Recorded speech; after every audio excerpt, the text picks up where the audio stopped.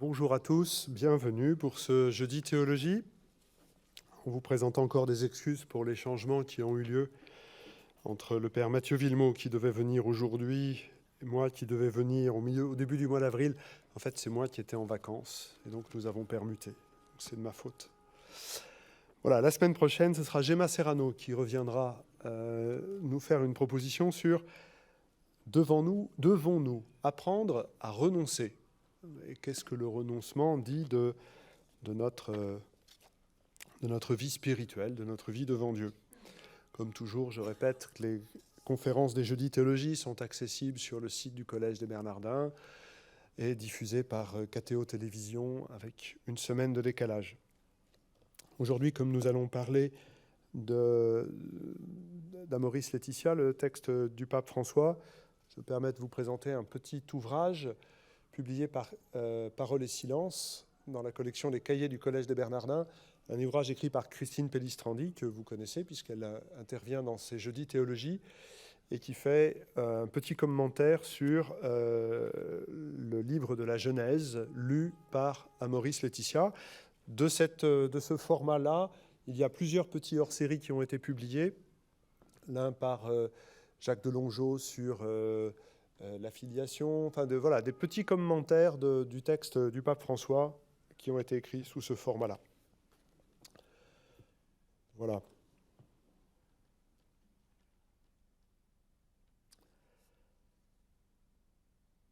Bonjour à chacun donc et bienvenue pour cette rencontre dans laquelle nous allons parler de l'hymne à la charité de saint Paul, présent dans la première lettre aux Corinthiens, et que le pape commente abondamment dans l'exhortation apostolique Amoris Laetitia.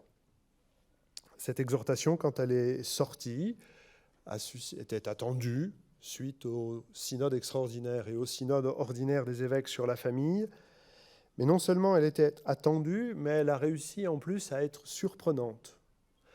Et à bien des égards, mais un qui m'intéresse plus particulièrement, c'est l'abondance des références scripturaires, et pas simplement des références, mais des méditations de l'Écriture que comporte ce texte. Ici, dans les Jeudis Théologie, déjà à plusieurs reprises, nous avons pris le temps de nous arrêter sur la méditation du psaume 127, sur la place de la Genèse dans ce texte-là. Quand on parle de la famille, les textes du magistère et de la tradition recourent facilement à la Genèse, hommes et femmes, il les créa, ou à Éphésiens 5. Mais, de manière assez inhabituelle, le pape a choisi quantité d'autres textes de l'Écriture pour venir enrichir notre regard sur la famille, sur l'amour familial. Parmi ceux-ci, il y a donc la première aux Corinthiens au chapitre 13, l'hymne à la charité, qui, si elle fait partie du lectionnaire pour la célébration des mariages, et même très souvent choisi par les fiancés, en général, quand ils commencent à choisir ce texte-là, ils veulent faire pas comme les autres. 80% de ceux qui veulent faire pas comme les autres choisissent ce texte-là.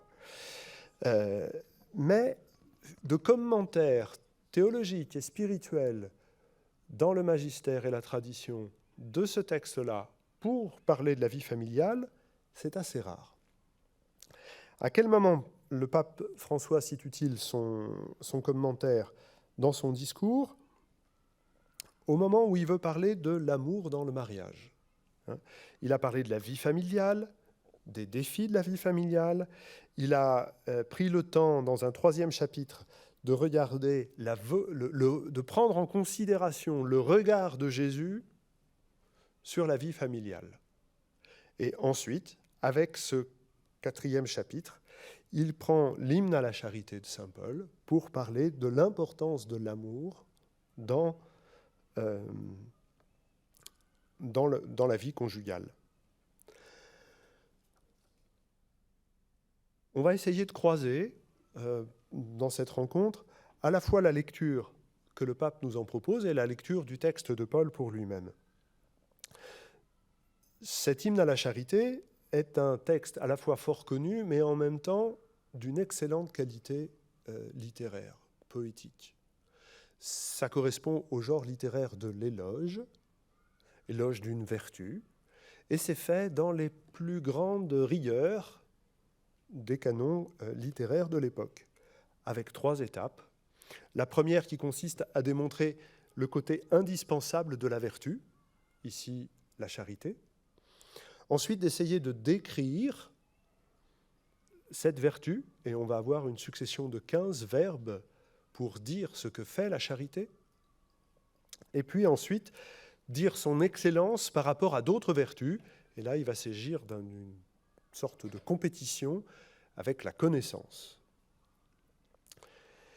Les 3 premiers versets constituent donc la démonstration de l'excellence de la charité, puisque par 3 fois, chacun des versets s'arrête par « Sans l'amour, je ne suis rien, je ne gagne rien, je ne suis pas ». On aurait beau faire les choses les plus grandes, y compris dans l'ordre de la générosité, dans l'ordre du service, si quand je distribuerais tous mes biens aux affamés, jusqu'à pouvoir me vendre moi-même, devenir esclave, et ainsi donner plus d'argent pour les affamés. Si je ne fais pas ça avec amour, je n'y gagne rien. C'est l'amour qui est indispensable pour que les gestes posés me permettent de devenir quelqu'un. Sans amour, ce que je fais, je le fais, c'est bien, je suis plutôt pour. Mais ils vont participer à la construction d'une personne libre, singulière, offerte, parce que ces gestes-là auront été portés par l'amour. D'où la question, quel est cet amour capable de cela? Et là, on pourrait s'attendre, dans le texte de Paul, à des choses absolument extraordinaires. Et le texte nous propose 15 verbes. L'amour prend patience, l'amour rend service, l'amour ne jalouse pas. Il y en a donc qui sont négatifs, rendre service. Il y en a qui sont à la forme négative, ne pas se réjouir de l'injustice. 15 verbes qui peuvent être compris comme 15 synonymes du verbe aimer. Et ça n'est pas si courant. Et des verbes qui disent des choses concrètes, qui ne disent pas des choses extraordinaires à faire. Ça ne veut pas dire que c'est facile à faire, mais c'est à notre portée. C'est rejoignable.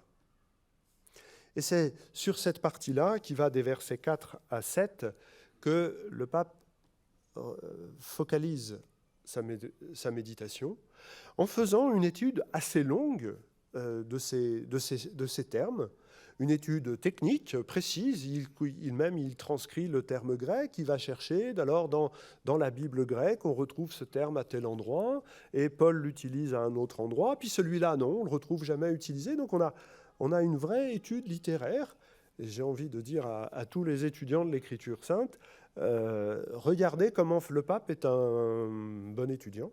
Non, ce n'est pas un étudiant. Comment il travaille le texte avec sérieux, avec rigueur, attentif à la lettre. Et du coup, il en sort des choses savoureuses, intéressantes du point de vue littéraire, mais savoureuses pour la vie tout court. Notamment à propos de l'expression selon laquelle l'amour ne cherche pas, ne s'irrite pas.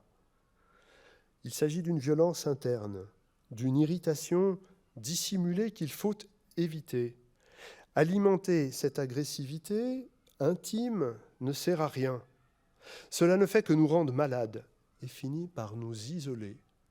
Voilà, la colère, l'agressivité, c'est au numéro 103, comme une maladie qui m'empêche d'aimer parce qu'elle se la m'isole. Moi, ça m'arrive, quand je suis en colère, j'ai raison d'avoir colère, et donc je ressasse mes raisons en boucle, et je m'isole. Je tourne sur moi-même. Ça n'est pas l'amour. L'amour est une sortie de soi. On pourrait continuer comme ça, c'est un texte qui est relativement long, parce que minutieux, pour essayer de décrire chacun de ces verbes. Je voudrais m'intéresser surtout à l'un des derniers.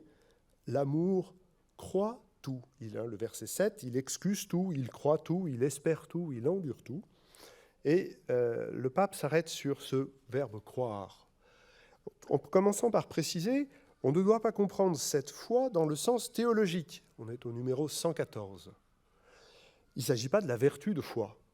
Il s'agit de cette disposition qui consiste à faire confiance. Quand on aime quelqu'un, on est disposé à lui faire confiance. Dire cela, ça n'est pas dire grand-chose, mais ce qui est important dans le développement que le pape fait sur ce propos, c'est d'insister sur l'attitude de Jésus qui dit « aie confiance » dans l'évangile de Matthieu, « grande est ta foi », lève-toi et va en paix, sois sans crainte. Le pape prend le temps de relever les expressions évangéliques où Jésus utilise le verbe croire, le verbe faire confiance, où l'on voit Jésus dans cette confiance envers celles et ceux qui l'entourent. Et ça a l'air de rien, du point de vue de la méthode et du point de vue du sens, c'est quelque chose d'extraordinaire. Du point de vue de la méthode, c'est le pape qui a pris son dictionnaire et qui a regardé quand est-ce que les verbes sont utilisés et qui a cherché quand est-ce que Jésus en est le sujet. Autrement dit, pour bien comprendre, pour bien goûter ces 15 verbes synonymes du verbe aimer qui nous sont donnés, il est important de voir comment dans l'Évangile, Jésus en est le sujet. Comment Jésus est celui qui prend patience pour que nous ayons le temps de nous convertir. Comment Jésus rend service. Et donc, une manière de lire ce texte-là est de remplacer le mot amour par Jésus. Et ça devient une véritable méditation évangélique. Jésus rend service, je pense immédiatement au lavement des pieds. Vous pouvez penser à d'autres textes, bien évidemment, quand il se présente, par exemple, ou quand on lui présente l'aveugle Bartimée, « Que veux-tu que je fasse pour toi ?» Un serviteur ne décide pas ce qu'il va faire pour son maître. Il demande « Que veux-tu que je fasse pour toi ?» Jésus ne jalouse pas. Il ne jalouse pas son titre de fils qu'il garderait comme une exclusivité. Au contraire, il nous introduit dans sa filiation. Jésus qui trouve sa joie dans la vérité, cette vérité qui nous rend libres, dont il est venu rendre témoignage. Et donc, là aussi, on pourrait y passer des heures et échanger entre nous. Comment Jésus est-il le sujet de ces verbes ? Comment les évangiles nous présentent Jésus comme le sujet de ces verbes ? Et ça me semble absolument nécessaire comme étape pour lire ce texte. Et le pape nous y invite fortement. Le premier réflexe quand on lit cet hymne à la charité, c'est de dire « Oh là là, trop grand pour moi ». Alors, selon ce que nous sommes, on cale plus sur tel ou tel des verbes, mais de toute façon, dans la série des 15, il y en a quand même un certain nombre sur lesquels on dit « Non, ça, c'est pas pour moi ». Ce texte est d'abord fait pour prendre conscience de quel amour nous sommes aimés. Dieu nous aime comme ça, dans ces petites attitudes qui consistent à se réjouir de la vérité, à ne pas aimer ce qui est laid, à ne pas jalouser, à rendre service, à faire confiance, à endurer, à prendre patience. Dieu nous aime comme ça. Et c'est ça la révélation évangélique. L'amour, l'immense amour de notre Dieu n'aime rien tant que venir se blottir au creux de nos petites amours humaines, mais si belles à ses yeux. C'est ça la grande révélation de ce texte. La grandeur de l'amour de Dieu n'a pas de plus beau réceptacle que nos petites amours humaines, si belles à ses yeux. Aussi, lire ce texte, c'est commencer par mettre le nom de Dieu, le Seigneur Jésus, ou l'Esprit Saint. Mettez le mot « esprit » aussi à la place du mot « amour ». L'amour de Dieu nous est donné par l'Esprit Saint, dit Paul dans la lettre aux Romains. C'est un exercice spirituel indispensable. Et quand les fiancés que je reçois acceptent de discuter un peu lentement sur ce texte, qu'ils l'aient choisi ou qu'ils ne l'aient choisi pas pour leur célébration, je les invite à faire un exercice spirituel. Que le bien-aimé mette le nom de sa bien-aimée à la place du mot amour. Alors en général, je les vois faire la chose suivante, ils prennent et puis « Ah, rend service ». Il y en a un des deux qui rigole, parce que visiblement c'est l'autre qui a du mal à rendre service. Bon, l'important c'est pas de tout de suite chercher là où il n'aime pas, c'est d'être capable de reconnaître de quel amour nous sommes aimés.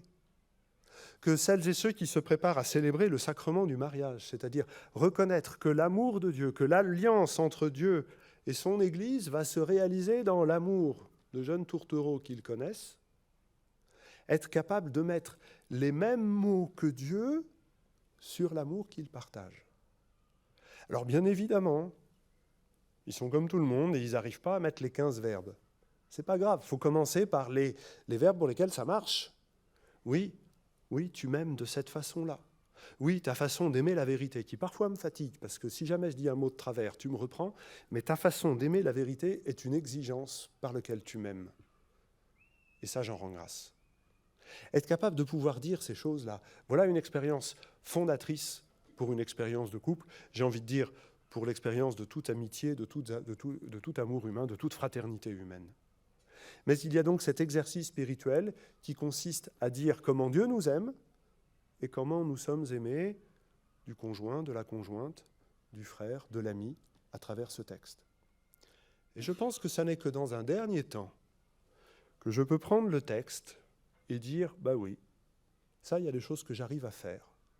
Parce que sur les 15 verbes, je suis désolé, il n'y a personne qui rate les 15. Mais voilà ce que je suis capable de faire. Et puis effectivement, de confesser humblement, pourquoi pas dans le sacrement de la réconciliation, de confesser humblement que je ne suis pas capable de tout.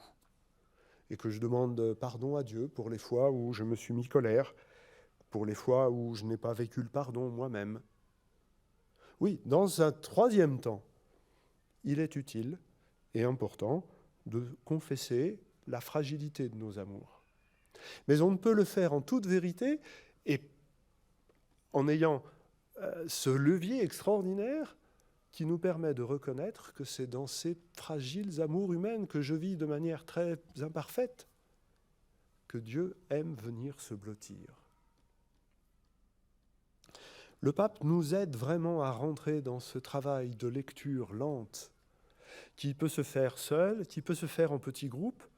Je parlais des fiancés, mais ça peut être aussi un exercice spirituel pour un couple plus établi, ayant déjà des années de sacrement de mariage. Ça peut être aussi même une manière, il peut y en avoir d'autres plus romantiques, de célébrer un anniversaire de mariage. Mais je dis ça, je ne connais rien. Le texte continue. Souvent, dans les mariages, on s'arrête là. L'amour ne disparaîtra jamais. Point. Le texte a des splendeurs derrière. Il s'agit de montrer comment cette vertu qu'est l'amour est bien plus grande que les autres. Et le texte fonctionne comme un tournoi. Il y a une rivale à l'amour, c'est la connaissance. La connaissance qui a tendance à venir objectiver. Paul, dans la première aux Corinthiens, dit qu'elle vient nous bouffir, nous enfler la tête. Et d'ailleurs, il utilise ce même terme, l'amour ne se gonfle pas, ne s'enfle pas. Mais par contre, la connaissance, si, ça nous monte à la tête et ça nous rend incapables d'aimer. Alors, Paul nous invite dans un raisonnement, notre connaissance est limitée aussi les prophéties. Quand viendra la perfection, ce qui est limité est aboli. Oui, toute connaissance est limitée. Les amours ne sont pas limités. Si, les nôtres, si, elles sont partielles. Mais puisqu'elles deviennent le réceptacle de l'éternel amour de Dieu, elles ont un potentiel d'élargissement, d'accroissement absolument infini. Alors on prend un autre exemple, celui de l'enfant. Quand j'étais enfant, je parlais comme un enfant, je pensais comme un enfant, je raisonnais comme un enfant. Devenu homme, j'ai mis fin à ce qui était le propre de l'enfant. L'amour croît la croissance de l'être humain.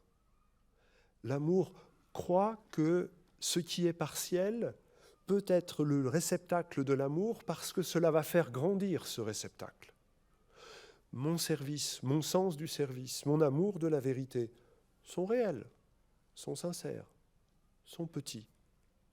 Mais en confessant que c'est le lieu privilégié de Dieu pour venir se blottir au cœur de l'humanité, je laisse à Dieu la possibilité de faire grandir service, amour de la vérité, refus de la laideur, sens de la patience et du pardon. La connaissance, elle croit saisir les choses. Et au verset 12, Paul insiste pour dire « Nous ne connaissons que dans un miroir ». Souvent, on interprète ce verset en disant les miroirs de l'époque, ce n'était pas du verre, c'était du métal poli, imparfait. C'est surtout décrit comme comparaison pour dire qu'avec un miroir, nous voyons ce qui est derrière nous. C'est un rétroviseur. Donc c'est une connaissance, toute connaissance est indirecte. Toute connaissance des choses n'est pas l'appréhension même des choses. C'est quelque chose d'indirect. La connaissance que j'ai de Dieu aujourd'hui, ce n'est pas du face-à-face, parce que nul ne peut voir Dieu sans mourir. La connaissance que j'ai de Dieu, c'est l'expérience des disciples d'Emmaüs. Notre cœur brûlait. Dans cette amitié un peu étonnante avec cet homme venu d'on ne sait où, quand nous parlions des Écritures, il y a quelque chose qui brûlait. Eh bien, c'était Dieu qui était présent. C'était le Seigneur ressuscité qui était présent. Connaître dans un miroir, c'est regarder par derrière soi les traces de la présence de Dieu, qui sont toujours fragiles, fragmentaires, variées, mais qui sont le meilleur réceptacle de l'éternel amour de notre Dieu. Alors voilà, maintenant, cette expérience de Dieu, c'est comme dans un miroir. Plus tard, je connaîtrai comme je suis connu, poursuit le texte au verset 13. À présent, ma connaissance est limitée, alors je connaîtrai comme je suis connu.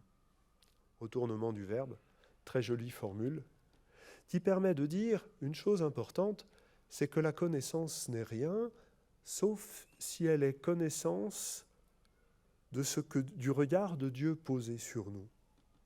Ce qui compte, ce n'est pas de connaître Dieu, sa vie, son œuvre en je ne sais combien de tomes. Ce qui compte, c'est d'éprouver le regard que Dieu porte sur nous. Et où le faire ? Dans rien d'extraordinaire. J'éprouve le regard que Dieu a sur nous dans cette fraternelle expérience humaine du service, de la vérité, de la justice, de la beauté, de la patience, du refus de la colère. Il ne s'agit pas de connaître Dieu, ça c'est le meilleur obstacle à l'amour. Il ne s'agit pas de vouloir connaître l'autre, c'est le meilleur obstacle à l'amour. Il s'agit de savoir de quel amour nous sommes aimés, en le découvrant blotti là où ça nous paraîtrait trop petit pour le faire. Maintenant donc, ces trois-là demeurent, la foi, l'amour et l'espérance. Mais l'amour est bien le plus grand. Parce que l'amour est celui qui vient lier l'ensemble de des deux autres attitudes, la foi à l'égard de Dieu, l'espérance à l'égard de ses promesses. Je ne peux croire Dieu sur parole que parce que je l'aime, et je ne peux espérer la réalisation de ce qu'il promet que parce que je sais qu'il m'aime. La foi et l'espérance sont bien liées ensemble par cette clé de voûte qu'est l'amour de Dieu pour nous en premier. Et le texte de Paul, cet éloge de l'amour, veut nous faire goûter l'amour dont nous sommes aimés afin de pouvoir y répondre, afin d'aimer y répondre, afin d'aimer y répondre même de manière partielle, fragmentaire, fragile. Le texte du pape est un texte d'ouverture.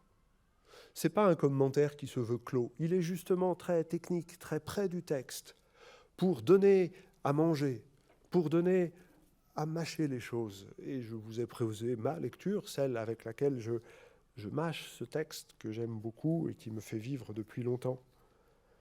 Le pape a voulu insérer sa propre méditation, son propre travail, et nous ouvrir des pistes pour faire de même. Il faut que ce texte fasse partie de notre vie chrétienne, celui-là ou d'autres, mais c'est celui-là qui nous est proposé. Il n'est pas à la peine, il ne sert à rien de dire que Le mariage, c'est pour aimer de l'amour de Dieu, si on ne prend pas le temps de vérifier la relation, l'alliance qu'il y a entre notre manière d'aimer et l'amour de Dieu.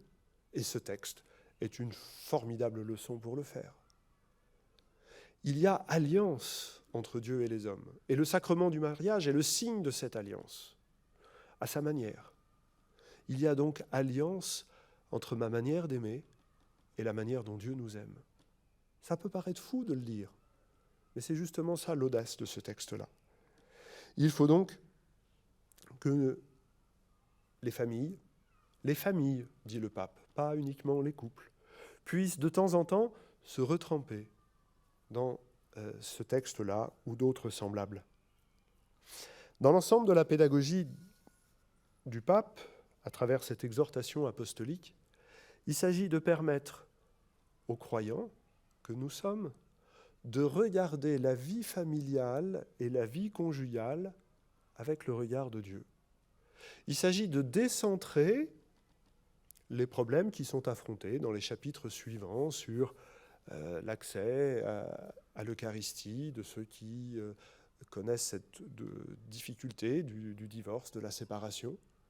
Il ne s'agit pas de regarder le côté technique, juridique, casuistique, parce qu'on arrive vite à des choses presque absurdes. Il s'agit de porter le regard de Dieu sur nos amours humaines. C'est ça que le pape veut produire en nous invitant à méditer cela. Il s'agit de se dire, c'est vrai à l'égard des conjoints, c'est vrai à l'égard des familles, c'est vrai à l'égard de tout un chacun. Il s'agit de se dire comment Dieu aime cette personne-là. Il s'agit de rentrer dans la joie, puisque l'amour se réjouit. Il s'agit de rentrer dans la joie de Dieu, à voir s'approcher de lui des hommes et des femmes qui confessent que leurs amours sont partiels, fragmentaires. Mais il y a de la joie pour Dieu. Et la parabole de l'homme avec ses deux fils, ou la parabole du fils perdu et retrouvé, doit résonner à notre cœur de manière très très forte.